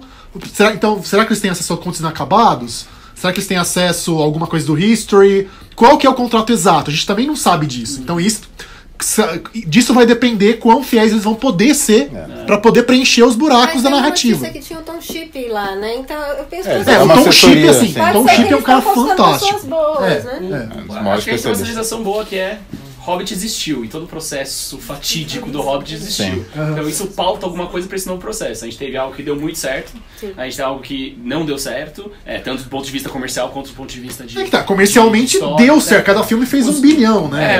Acho que o último não chegou a 1 bilhão, né, financeiramente, né? Mas mas de qualquer forma, acho que isso é uma sinalização. De forma geral, assim, pra comentar sobre isso, se eu, control freak que eu sou, se fosse por mim, eu esperaria alguns anos, assim. Que a gente tem um trabalho a fazer ainda no Brasil, e eu me preocupo com esse trabalho, que é desses livros serem levados a sério, ser literatura, ser algo que é discutido na área acadêmica. Se vier uma coisa pesadíssima, é a minha preocupação, os meninos já me ouviram falar isso, assim, comercialmente pra Harper vai ser ótimo, com certeza, vai ter spin-off, vai ter livro que vai sair disso, a gente vai vender coisa, legal. Só que pra alguns dos legados que a gente quer deixar pra isso, legados pessoais que eu gostaria de deixar pra esse projeto, é perigoso. Porque a gente ainda não tá num ponto onde isso é visto como alta literatura. A gente tá num ponto onde é visto como geek e os filmes a série vai reforçar esse sentimento, né? Claro, talvez eles façam super upmarket, mas duvido que eles façam super upmarket. Vai ser algo comercial, né? Mas se for uma coisa comercial e ao mesmo tempo tem um valor artístico, de fato... O problema no caso... vamos sonhar, né? Você basear, por exemplo, na Queda de Númenor, né, vamos dizer, é o quanto tem pouco material a respeito. Então eles vão ter que preencher as lacunas, inventando coisas. Sim, eu pensei nisso. Não inventar coisas que geralmente está ao risco, né? Que a coisa pode destoar completamente do Vocês acham que o valor artístico é incompatível com o comercial? Não, mas... Não, incompatível não. Mas existe um conflito de interesse. Geralmente o criador tem uma visão, né? E os detentores dos direitos, as coisas, tem outra. Às vezes não dá choque. No caso, de novo, eu acho que as sinalizações que eu vejo aí de conteúdo e a forma que está indo, eu não acho que vai estar próximo do estate, esse processo. É permitido, mas não próximo, né? Incluir pessoas que são muito boas é super interessante, mas os próprios Senhor dos Anéis, né? Não estava tão próximo do estate, né? Eles não trabalham junto com eles. Que é o que vocês estão falando aqui, se eles têm acesso a... Eu duvido que eles vão ter acesso a coisas diferenciadas. Só tá publicado. O que eles podem fazer ou não é incluir pessoas que nem no processo do Senhor dos Anéis incluíram, que entendem profundamente, que fizeram um estudo acadêmico, etc. E a sinalização do Tom Shippey é bom, mas tem que ter outras pessoas também, vamos ver. A gente tá vendo que tá sendo anunciado desde o ano passado, se não me engano, né? E vai ser em 2021, então pelo menos eles estão demorando um pouquinho. É um processo lento. assim, uma vantagem, entre aspas, né, pensando do ponto de vista até artístico, de respeitabilidade da obra, comparado com O Senhor dos Anéis, se for mesmo o foco, a gente também tá um pouco chute ainda, mas se for mesmo o foco na Queda de Númenor, é uma história muito mais sombria e muito mais adulta, entre aspas, né, que envolve, né, de colonialismo assassino a adoração ao demônio, não satânica, morgótica, né? Inclusive tinha um resumo do Calloway que é muito bom, que é colonialismo conduz ao satanismo. Era um resumo. Porque afinal, né, vê o que aconteceu, basicamente. Então, desse ponto de vista, é uma coisa mais Game of Thrones do que elfos tralalala ali do Hobbit, né? Então, por esse lado pode ficar mais sério, mais respeitável, não sei, difícil dizer. Não estamos lá. Vai ser difícil. Difficult to see the features. Então, uma pergunta. Você acaba colocando, né, sobre a questão do Tolkien e esse anseio de trazer ele da forma acadêmica. Eu já escutei algumas vezes, por exemplo, aqui no Brasil a gente, de certa forma, tem 2 livros praticamente autorais que falam sobre a crise, por exemplo, do Ronald. Imagino que os outros 2 estejam até aqui de trabalhos, mas tem alguma outra coisa nacional sendo planejada? Mas eu tô super disposta. Me chama que eu vou. Sabe sobre toda a bibliografia, os livros que tem no exterior, tem, por exemplo, eu tenho uma dificuldade enorme com língua estrangeira e às vezes a gente quer ler alguma coisa e, primeiro, sobre a questão, por exemplo, de traduzir algum desses livros e outros mesmo a produção nacional. Porque a gente vê, por exemplo, a Cris, o próprio Reinaldo, a Fê, o Guilherme, pessoas que estão querendo se doar para essa vida e saber se, por exemplo, a gente vai ter um pouquinho disso que se dedica ou que está sendo buscado. Perfeito. Com certeza. Eu não tenho uma resposta para o que vai ser, mas com certeza vai ter voz brasileira para nos conduzir por esse processo. Acho que você está vendo que estamos no processo de também formar pessoas que são porta-bandeiras desse trabalho de Tolkien no Brasil. Tem uma razão que também que a gente escolheu as pessoas com quem a gente escolheu, algumas pessoas que estão aqui, que são pessoas que se identificam, tá? Faz parte da sua identidade ser estudioso, ser pensador sobre Tolkien, né? Que é algo que eu acho que o processo anterior não fez e é justamente por isso que a gente não tem alguns desses legados acadêmicos, né? Então, com certeza, a única razão que eu não te digo vai ser isso, é assim, pelo que você falou agora. Uma das propostas principais, e é onde a gente precisa das melhores pessoas agora, são as obras do Tolkien mesmo, né? Eu vejo o trabalho que a gente está fazendo agora como a gente está também formando entre nós pessoas que possam falar com autoridade sobre isso, né? Não que elas não tenham esse conhecimento ainda, mas essa... vamos dizer, identificação mercadológica dessas pessoas também, né? Então, com certeza, eu acho que a gente vai ver coisas desse tipo também. É o objetivo e a gente precisa disso para poder fazer esse pulo também, né? Não só isso, claro. É que o fundamento são os livros do Tolkien. Então, primeiro a gente precisa traduzir os livros que podem ser utilizados em ambiente acadêmico, né?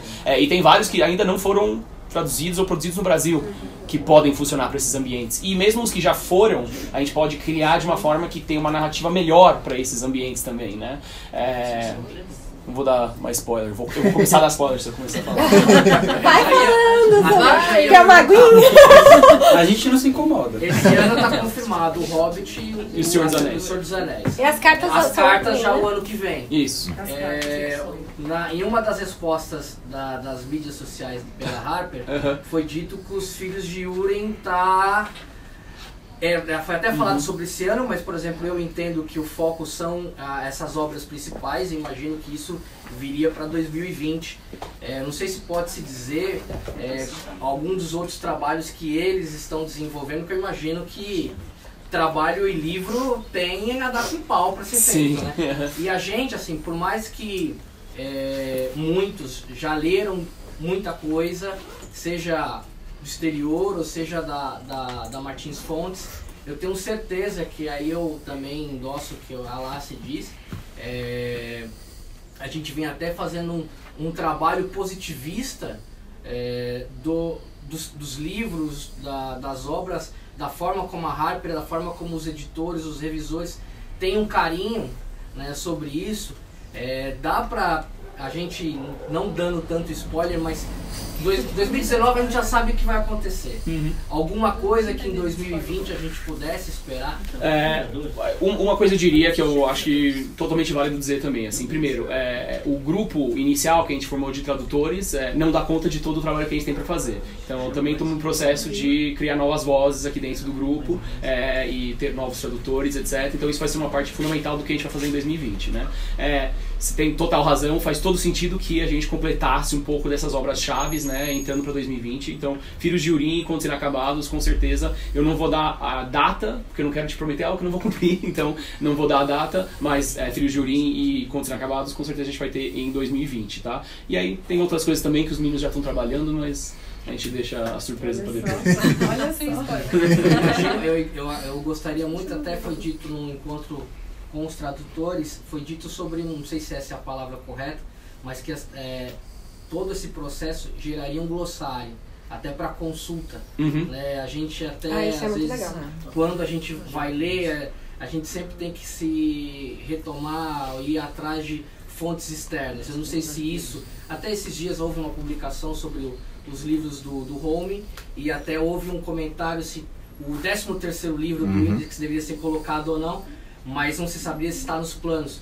Mas fora isso, por exemplo, eu imagino, como foi dito nesse vídeo, um grande glossário que seja manual ou eletrônico para que a gente pudesse também... Essa, na verdade, a gente já prometeu e a gente está na dívida. Essa eu prometi e não cumpri ainda, mas na verdade quem faz esse trabalho é o Gabriel. O Gabriel é o piloto lá do nosso vamos dizer, de todas as discussões que a gente tem, né? Do glossário, enfim, de todas as decisões que a gente está tomando lá. Ele está compilando isso, né? O que a gente ainda não decidiu, e tem algumas razões estratégicas para isso também. A gente chamou muita atenção para algumas dessas decisões recentes e publicar um apêndice pedir para entrar um por um e fazer, né? Então a narrativa não estava boa para esse momento, né? Mas com certeza vai ter, porque existe. O Gabriel tá fazendo isso, né? Ele é atualizado constantemente. Né? E é um trabalho, não sei como ele não enlouquece, eu não sei, eu já teria enlouquecido, estaria babando faz muito tempo. O que falta talvez é só qual é o lugar certo, a hora certa pra ter isso publicamente. Até porque, pra ser bem honesto também, e é a minha preocupação, estamos chegando em ponto-chave, né? A razão que ele só fez 3 livros esse ano, a gente não fez 15 esse ano, né? É um momento-chave para várias decisões. Embora a gente discutiu muita coisa lá atrás, todo dia a gente discute novas coisas ou rediscute coisas que a gente teve lá atrás, porque agora a gente chegou aqui no Senhor dos Anéis, né? Então também tem essa possibilidade dele estar meio mutável, né? Enfim, então... Mas logo a gente vai ter isso com certeza disponível para vocês. Eu acho que tem que ter uma forma também de ter ele disponível fisicamente em algum dos livros, então vamos encontrar isso também, né? E sobre o índice, isso vamos ter... O índice... e aí a gente vai brigar ainda quem vai fazer esse índice. Vai ser um monstro, vai ser um saco de fazer esse índice. Porque o Gabriel tá no índice do Cartas e ele tá querendo me matar, né? Mas Ai, não tem um jeito de melhorar as notas das cartas que eu nunca acho. As notas também. É uma coisa que a gente está discutindo. Tem vários marcadores. Mas enfim, vai ter o índice no compêndio. Pra você ler. Isso com certeza vai ter. Porque eu acho ele, a leitura que eu fiz da Exatamente foi fundamental o índice. Eu tinha todos eles e foi super útil. É o último mesmo, eu nunca usei aquele negócio, então não sei se é o último. O que é? É o índice, o 13º volume, que é só o índice de todos os 12. Eu só não acho ele válido, assim, é um livro que você compra solto. E é um índice. Mas te ajuda, né? Então, eu não tô perguntando muito, que eu já pentelho eles demais. Volta e meia aparece no WhatsApp. Ei, Manão. Falou Manão, eu já sei que tá ligado. Aí ele fala, eu gosto de ajudar. Então, esse do índice eu até tinha perguntado pro Samuel se vai falar como que vai ser os volumes ali. Já pode falar? Não. Então beleza, então vou falar de outro. Você tá falando. Eu vou falar de... Não, eu tô falando do volume do Senhor dos Anéis. Entendi. O Senhor dos Anéis 3 volumes. Vai ser em 3 volumes, isso. E já sabe se... Vocês pensam em fazer um volume só? Tem algumas coisas que possivelmente pode acontecer inicialmente versões, vai ter os dois em algum momento, tá? Para começar, a gente vai começar com os volumes separados. Tem uma razão básica para isso, que é assim, o volume único, primeiro, ele não é o melhor volume para quem lê, né? Para quem lê efetivamente, é um volume difícil de ler, e ele foi muito prostituído historicamente, né? Foi vendido muito barato, em muito saldão, enfim, ele deu um valor diferente para a obra. Uma edição de luxo, talvez. Como vocês têm visto, a gente está criando uma linha base, e daí vai ter desdobramentos dessa linha, né? Então a ideia é que ele tenha uma continuidade aí desses volumes, mas com certeza vai ter volume único em algum momento, mas vai se limitar a edições especiais, edições comemorativas, enfim. E as capas do Tolkien? Os do Senhor dos Anéis a gente ainda não divulgou, né? Então, mas vão ser... Vai seguir o padrão. Uma coisa eu posso dizer com certeza a ideia é que você possa, né, ter eles todos juntinhos, eles estão conversando um com o outro, né? Então, essa ideia das ilustrações que a gente está utilizando até agora vai perdurar, pelo menos para essa coleção base, né? Mas e volume único é uma ideia, por exemplo, de luxo? É alguma coisa que você está pensando por aí? Estamos entrando assim, aqui é um grupo bem fechadinho, então a gente mereceria. Mas vai ser tem um ditado em inglês que é assim: três pessoas conseguem guardar um segredo, desde que 2 delas estejam mortas. O meu filho fica perguntando o que é o segredo dele, mas vamos falar o segredo, mas aí não é mais segredo, é uma questão conceitual, né? O que tem com certeza é 3 volumes, Senhor dos Anéis, final do ano, novembro. Não, porque perguntam pra gente direto isso daí. Imagina. Toda vez alguém vem em inbox. Não, perguntar não custa nada, né?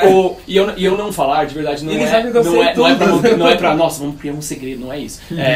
De novo, eu não quero prometer algo que não vou cumprir. Um carro na frente dos burros. Eu fico perguntando aqui pra ele direto quantos exemplares vendeu de cada livro, ele não pode me falar também. Eu também não sei. Eu sei que vendeu muito, mas quantos eu não sei. A gente não fala os números, isso globalmente a gente não faz, né? E vai ter alguma ação pro concerto? Tem. A gente tem uma parceria com eles, vai ter uma ação junto com eles lá também.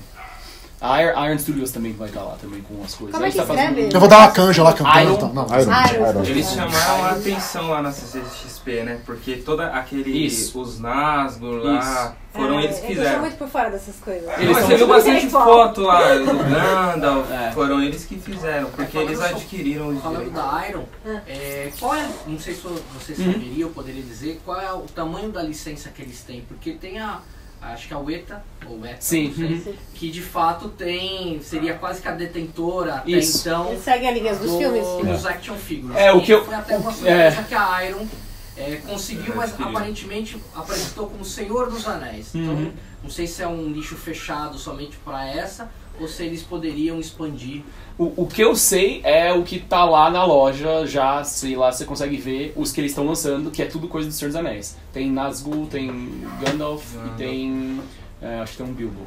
É isso que eu sei. Então eu estou imaginando que está já dentro dessa licença, mas eles terem a licença, justamente pelo que você falou agora da Weta, eles terem a licença já é uma sinalização de alguma coisa interessante, porque com certeza não foi barata a licença, enfim, e eles não são uma empresa pequena, eles são a maior nesse segmento, né? Então é uma coisa ótima, quem é fã é uma coisa ótima, quer dizer, vai ter mais eventos, eles tem loja aqui em São Paulo, vai ter mais eventos em São Paulo, vai ter mais gente falando sobre Tolkien, vai ter mais empresa com bastante capital investindo em Tolkien, então é uma sinalização bem legal. Eu fiquei muito empolgado que isso aconteceu, até porque eles estão investindo muito no Brasil, né? Porque, como eu falei, a loja é muito legal, tem umas coisas lá. Aonde que é a loja dele? É na Gabriel, perto, quase na... Da Silva. Lá na Jardins, lá eu acho, né? Lugar de gente pobre. Vale muito a pena a gente lá. Eles estão com uma coisa do Avengers agora, né? Então eles têm Então eles devem estar indo muito bem. Tá bem localizada a loja, é pra isso, tem que ter. Pra quem gosta dessas coisas Sim, bem legal. Eu queria perguntar, na outra ponta, o Hobbit, por exemplo, como que vocês estão pensando em trabalhar nas escolas, essas coisas assim? Então, uma parte importantíssima que a gente quer fazer, inclusive a Cris tá ajudando a gente bastante nessa medida também, é essa parte de implementação em sala de aula, né? Como eu já falei aqui, eu falei muitas vezes já, eu tive isso no ensino médio, é a razão que eu me aprofundei nele, né? Era parte da Canone, né? E a gente quer que tenha essa mesma representatividade no Brasil também, né? Então, uma das coisas que a gente... Bom, tem algumas estratégias que vão acontecer para isso, mas a primeira, a gente vai ter uma ação forte na Flip, no lançamento, que é próximo, né, de data, com professores, só com professores, como utilizar em sala de aula, etc. E vão ser ativações constantes desse tipo. Fora que a gente também tem um braço da empresa que vende para escolas, etc.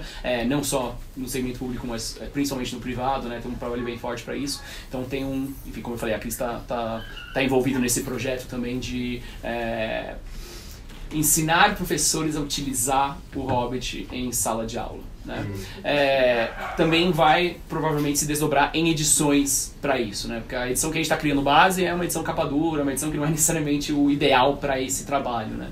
Então também vai ter desdobramentos de edições, exato, edições que possam ser utilizadas nesse ambiente. Mas o que tem agora, que vai sair em julho, é a capa dura, mas vai fazer parte disso e isso é super importante, assim, essas oportunidades são infinitas, tem muitas oportunidades para isso, a porta está 100% aberta, acho que todo mundo consegue conversar comigo ou com a editora de alguma forma, se tem oportunidades que vocês conhecem para isso, vamos conversar, né? Uma parte importantíssima do trabalho que a gente tem feito com o público é conhecer pessoas, e as pessoas abrirem essas portas também, né? Eu tenho um sobrinho de 7 anos e outro de 4. E eu tentei ler o Hobbit para eles. Eu leio 3 parágrafos e ele já dispersa. Há possibilidade de fazer alguma coisa assim do Hobbit, sei lá em quantas edições dividido, para poder ilustrado, de contar a história. A versão em quadrinhos? Ilustrado. A versão em quadrinhos a gente não tem os direitos, então acho que era uma coisa que... Ou uma adaptação infantil, seria uma coisa assim. Mas sim, tem um plano para isso sim. Tem um plano para isso sim. Que tá um pouco mais para frente em termos de adaptação para ele ficar infantil, efetivamente, né? Porque ele tá infanto-juvenil, né? Ele tem uma aplicação para uma idade um pouquinho maior, né? Até porque os filhos do Tolkien estavam numa idade, não estavam, né? Enfim. Mas, sim, com certeza, a gente tem algumas ideias, mas tá um pouquinho mais pra frente. Deixa eu ver só um pouquinho. Quanto tempo, assim, mais ou menos? Você tiver uns 15 anos. Aí já vai ser Posso entender um pouquinho? Eu tenho um filho de 5 anos, né? E ele não é nem um pouco paradinho, nem um pouco. Assim, é o oposto de uma pessoa parada, o Tassi. Então, e assim, desde quando, eu tava comentando hoje no almoço, né? E desde quando ele parou de dormir depois que mamava, eu leio livros pra ele. Inclusive, já li os livros infantis de Tolkien todos, né? Menos o Hobbit, porque ele tem 5 anos e o Hobbit tá na lista. E Cartas do Papai Noel eu já li 3 vezes, todos os natais e tá lá. E o engraçado que eu tava comentando, hoje ele já tá ficando um pouco mais sereno, mas assim, aquela mãe que persiste, né? Toda noite eu leio além dos outros momentos. E ele fica assim, rolando, pulando, né, Peri? É uma coisa, já vai lá. Agora ele já tá mais quieto, mas durante muito tempo foi assim. Agora ele senta no meu colo e tal. Mas eu achava que ele não tava nem aí, eu tava lá numa peregrinação, entendeu? Mas é muito engraçado, porque no dia seguinte, é que nem o fulaninho. E não sei o que lá. Então eles prestam atenção, então não desista. Lê, vai lendo, vai criando esse hábito, é uma repetição. Né? Aí a virtude é a repetição dos hábitos bons. Então você vai em um horário marcado sempre, todo dia depois do lanche. Por exemplo, tentando. No meu caso, eu sou tia, madrinha. Sim. Mas todo dia que você tiver um encontro com eles, então assim, faz esse momento. Eles gostam porque você está tendo atenção, as crianças sempre gostam de você ter atenção. E você parece que não, mas eles estão prestando atenção. Como eu falei, minha mãe leu pra mim, né? Minha mãe, eu também era super elétrico, não ficava parado quando era pequeno. E o que ela fazia muito era vozes, assim. O que eu lembro, que eu tinha 5 anos de idade. A única lembrança que eu tenho disso é as vozes, né? Acho que começou a ser nos cosplays, então. Se você aparecer de cosplay lá, acho que vai placa. Aí vai. Mas se fosse caso do meu filho, eu ia ficar puxando a peruca, né? Eu nem entendo. Mais? Vini? Pode perguntar? Sim. Claro. Assim, na parte mais de tradução, né, que eu tenho muita vontade de trabalhar com isso, né? Como é que funciona esse processo, assim, de você pegar aquela obra original, destrinchar ela, né, e fazer isso que vocês fizeram, né? Trazer o livro assim pronto. Quando a gente olha e fala, foi fácil de fazer, né? Eu vejo muita gente falando isso, né? As pessoas olham e acham que é só se traduz no Google e joga no livro. Não é assim. Vai ver o joia que vai aparecer no O que aconteceu? Inclusive aconteceu uma coisa pra mostrar o quão o Michael Martinez... Sim, eu lembrei disso agora. Não sei se vocês conhecem o cara. É um especialista de Tolkien lá, americano e tal. Quem será que foi, né? Alguém contou pra ele que tava tendo uma polêmica sobre a tradução brasileira. Não contou dessa forma, né? Contou os leitores. Os fãs estão descontentes. Aí ele falou, não, vou fazer um exercício aqui, vou colocar o verso do Anel no Google Translator e vou passar pro português, vamos ver o que acontece. Aí apareceu uma coisa tão bizarra no final, o que era?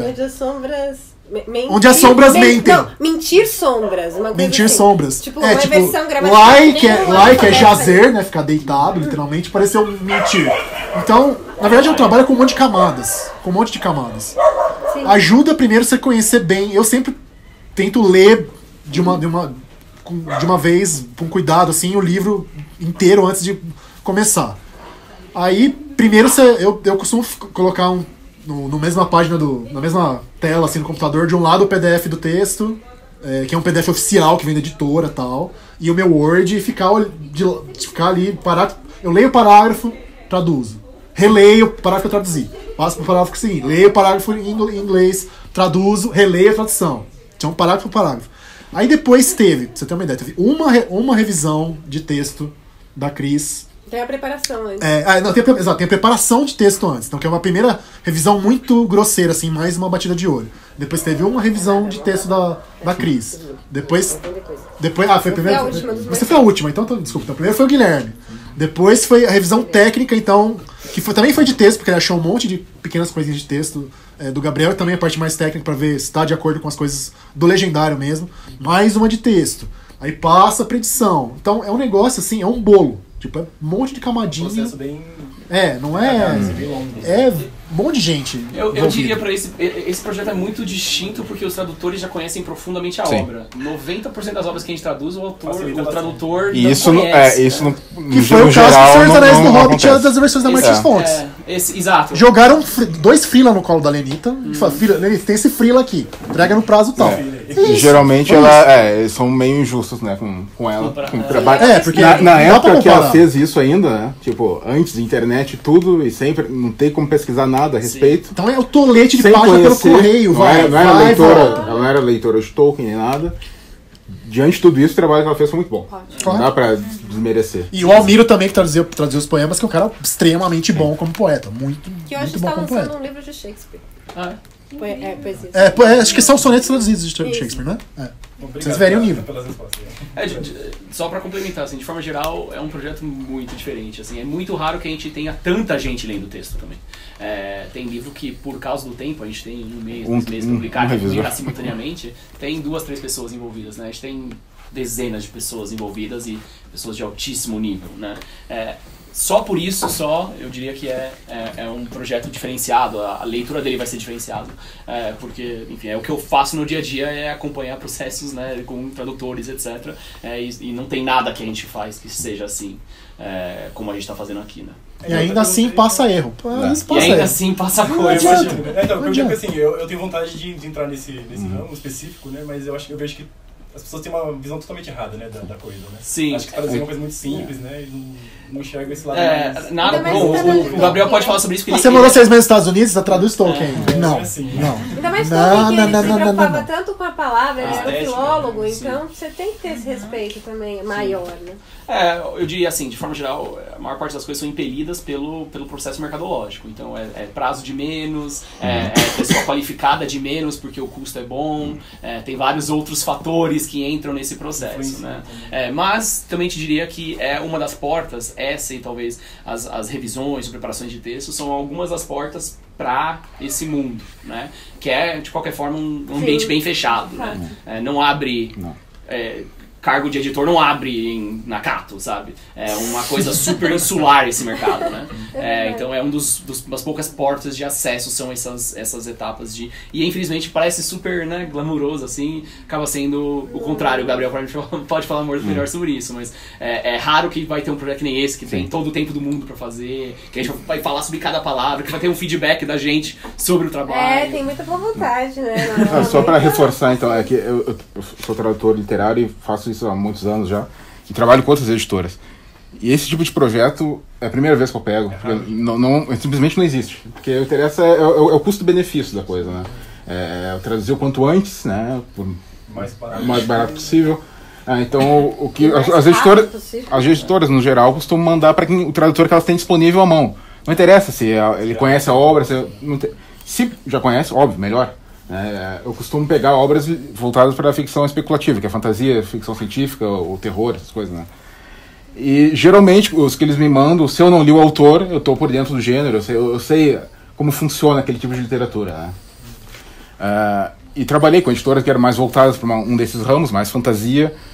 Me mandava autores que eu não era fã pessoal, assim, né, de ler, mas conhecia, entendia o que o autor estava fazendo ali. Mas no meu próprio caso é meio diferente, porque realmente eu sou especializado nesse tipo de literatura, né, de tradução.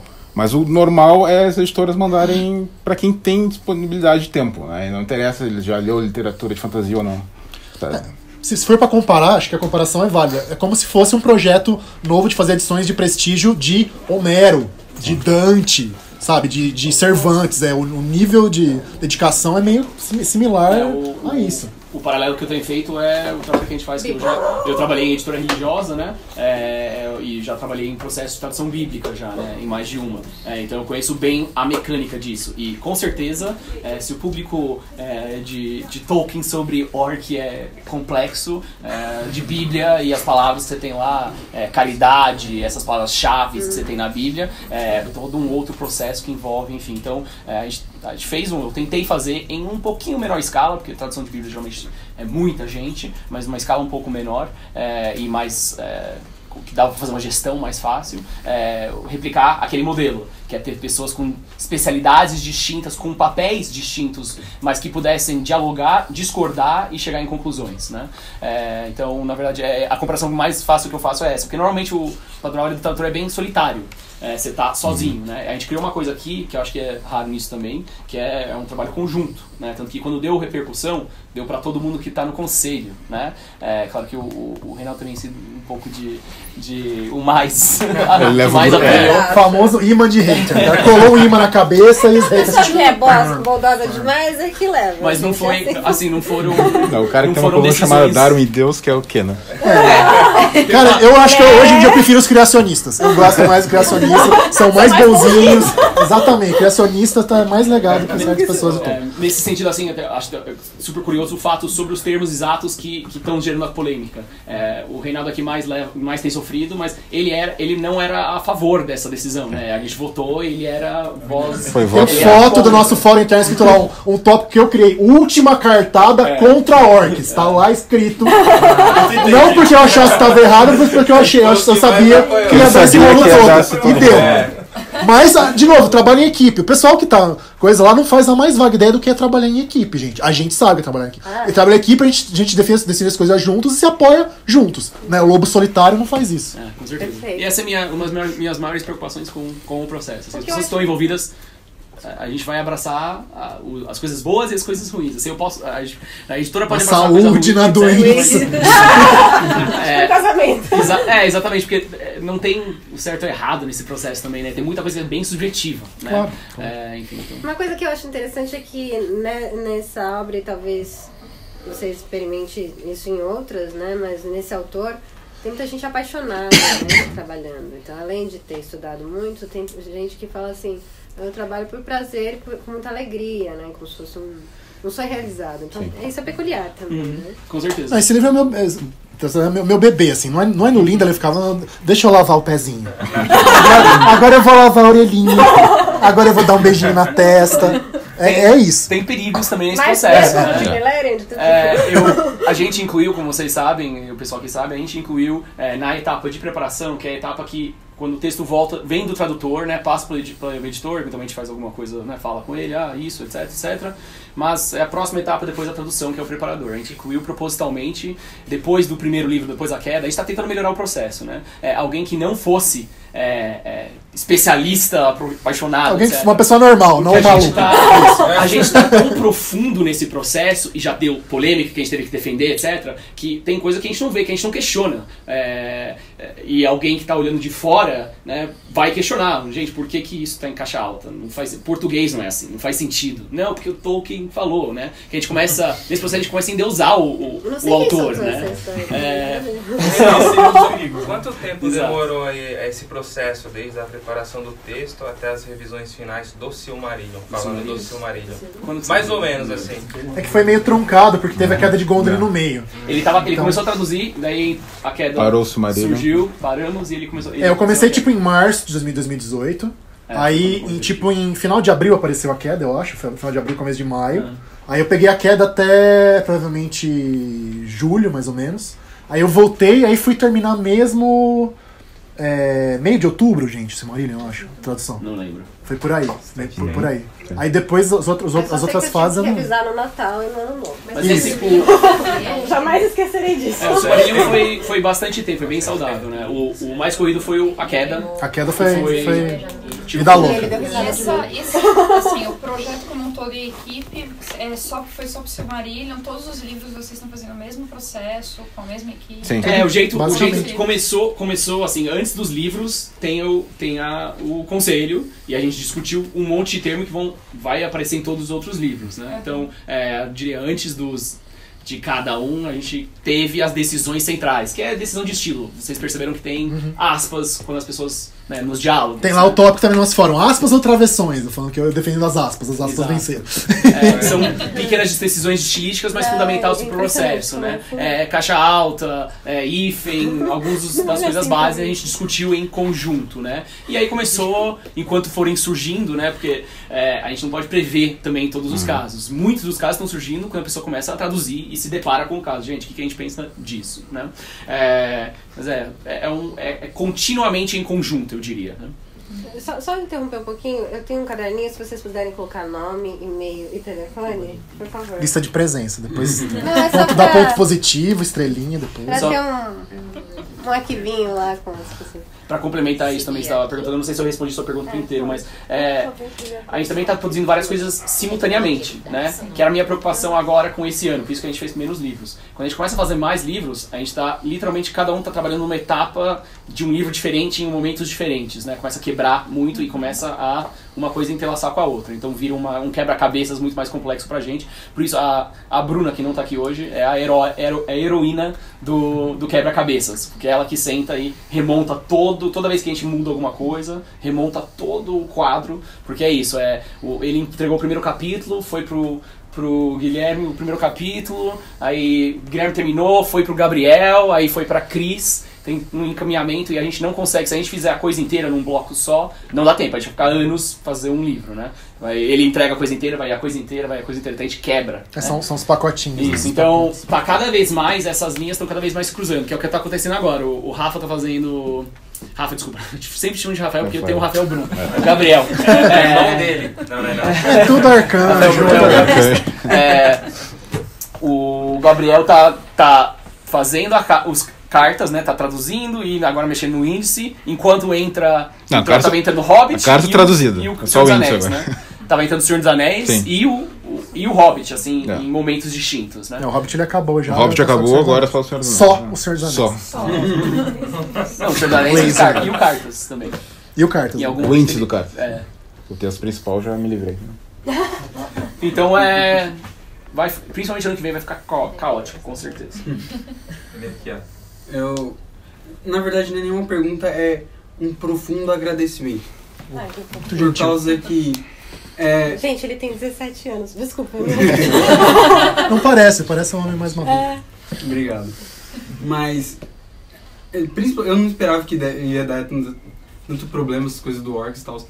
Mas pra mim é tão importante por causa que gera um aprofundamento linguístico, principalmente no português, em questão de fantasia, que eu sentia tanta falta de chamar de meu, e que Tolkien fala tanto disso e que eu acho que é um passo muito fundamental que vocês estão dando, assim.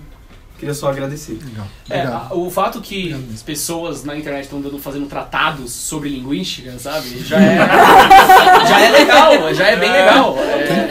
Não é uma discussão sobre um personagem que não existe no filme, é uma discussão sobre a língua, né? É super legal.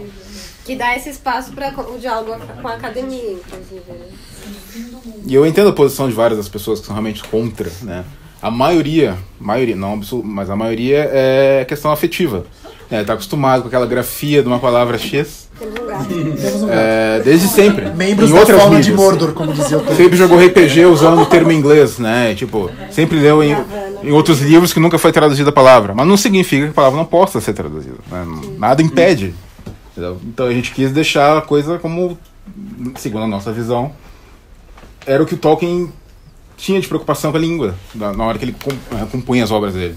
E realmente vai nessas questões minúsculas de palavra, porque a palavra vai ser grafada desse jeito, não do outro. Não, o Silmarillion, eu só li até a enormidade por causa que a faculdade está cobrando bastante, mais do que eu esperava. E aí eu fui, minha nossa, como eu passei tanto tempo sem ter visto essa obra desse jeito. Ainda mais que é o meu livro favorito toda a minha vida. Quando eu vi, assim... Bom. Missão cumprida. Valeu. Isso, fecha a conta e passa ré. Muito obrigada. Então, mais uma vez, queria agradecer a todos os grupos aqui presentes, ao Reinaldo, ao Gabriel, ao Samuel. E é isso, gente. É uma alegria imensa poder celebrar o Silmarillion, agradecer o trabalho editorial e da tradução, tudo, e a união da gente. E agora vamos partir para o quê? Sorteio!